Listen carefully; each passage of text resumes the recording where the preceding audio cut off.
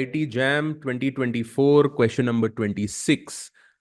So consider this is the production function. Let's take this 2 root k plus 3l as z. Okay. So q is basically z square, where z is 2 root k plus 3 root l. Q is the output, k is the capital, l is the labor. Let n eta k eta l denote the output elasticities with respect to capital and labor. Now eta k is nothing but del q del k into k by l. Now why did I write it as z? It's easy because q is equal to z square. Del q del k is basically 2z into del z del k into this k by q into k by q. Q is z square. This cancels out. Now del z del k, 2 root k plus 3 root l. This is basically 2 by 2 root k into k by z. This cancels out this. So basically what will I get? 2 root k by z. This is my eta k. Eta l will similarly be del q del l into l by q. Again, I'll get the same thing, 2z del z del l into l by, sorry, l by z square. Cancels. Del z del l is 3 by 2 root l into l by z. Cancels out. This 3 root l by z. Okay. Now, this is my eta k, this is my eta l. So, eta k plus eta l is 2 root k plus 3 root l divided by z. Now, what is z? Z is 2 root k plus 3 root l. So, z by z, which is 1. So, what is the value of eta k plus eta l? It's 1. That's my answer. 26. B. All right, so this is IIT JAM 2024, question number 27. Consider a short-run Phillips curve with a constant expected rate of inflation. If the aggregate demand decreases unexpectedly and the labor force remains the same, what will happen to aggregate price and unemployment rate? So we could simply do this question by drawing the ADS diagram, even though the question talks about consider a short-run Phillips curve with a constant expected rate of inflation. That is just telling us that the expected rate is constant, but actually we have to use the ADAS diagram for this. The AS diagram is in the P and the Y space. AD is downward sloping, AS is upward sloping. Now, if there is an unexpected fall in aggregate demand, that will shift the demand curve down. And what we are going to have is we are going to have a fall in price. If this was the original price, this is the new price. And we are going to also have a fall in output. If this was the original output, this is the new output. So price falls, output falls. Now the question talks about prices and unemployment. Now if output is going to fall, then unemployment is going to rise. So aggregate price falls and unemployment rate rises. So the answer for 27 is B. JAM 2024. Question number 28. Let's take a look. So suppose the price elasticity of demand is -1 by 5. Price elasticity of supply is 2 by 5.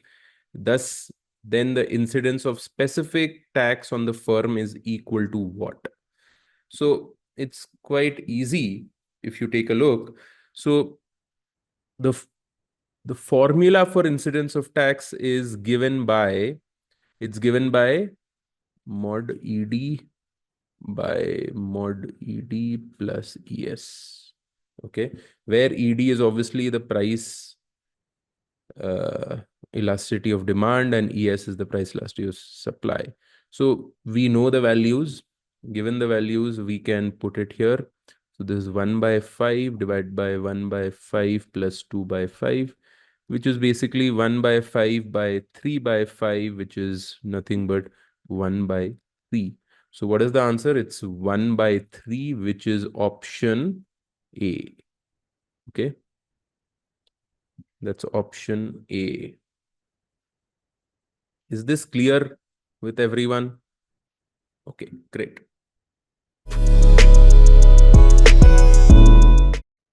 IIT JAM 2024, question number 29.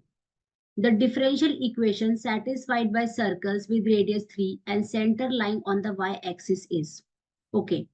So if you have a circle whose center is h comma k and radius is r, its general equation is x minus h whole square plus y minus k whole square equals to r. Okay. Here center lies on y-axis. So on y-axis, the x coordinate is 0. So therefore, the center would be of this type 0, comma k. That is h would be 0. Okay. And the radius is 3. So r equals to 3. So with this information, we can simplify our equation. So our equation is x minus 0 whole square plus y minus k whole square equals to 3 square. So x square plus y minus k whole square equals to 9. So differentiate both sides with respect to x. So that is going to be 2x plus 2y minus k dy by dx, chain rule of derivatives, equals to 0. So dy by dx is minus 2x divided by 2y minus k. Okay. So when I square dy by dx, I get x square upon y minus k square. Okay. Now look at this or this. From here, y minus k square equals to 9 minus x square. So this is going to be x square divided by 9 minus x square. So option number C is the correct answer.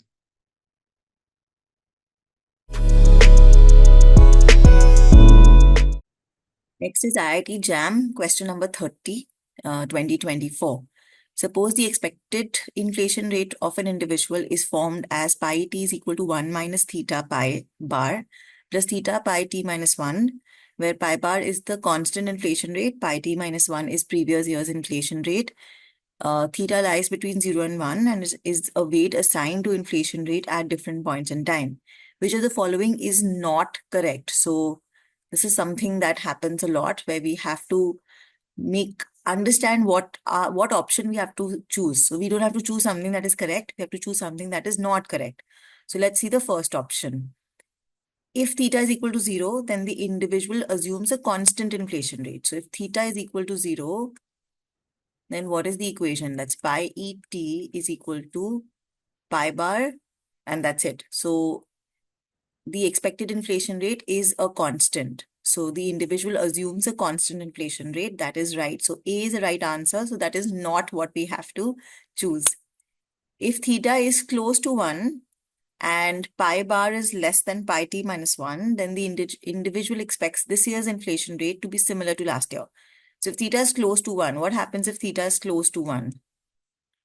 So let's assume theta is equal to 1 at the margin. Theta is equal to 1. What will happen? So pi e is equal to, theta is equal to 1, then it's equal to pi t minus 1. So it's close to pi t minus 1, right? So if theta is close to 1, then the individual expects this year's inflation rate to be similar to last year. So that is also correct. So A and B are both correct. So they are not the answer we are looking for.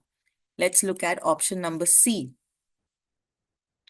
Now, option number C says the original Phillips curve is derived under the assumption of theta being close to 1. Now, the original Phillips curve, if we remember, did not have a theta term at all, because the original Phillips curve only said that inflation is negatively related to the difference between the actual and the natural rate of unemployment. There was no pi t, pi expected inflation term, and there was no supply shock term. These two terms were non-existent. So original Phillips curve is not derived under the assumption of theta is equal to 1. So this is not correct. So C could be the right answer. Let's look for the other option, D. A modified Phillips curve is derived under the assumption of theta is equal to 1. If theta is equal to 1, then pi e is pi t minus 1, which is true for adaptive expectations, which is what we could assume in a modified Phillips curve. So D is also correct. So D, A, and B are correct. So those are not the chosen options. The chosen option is C, which is incorrect.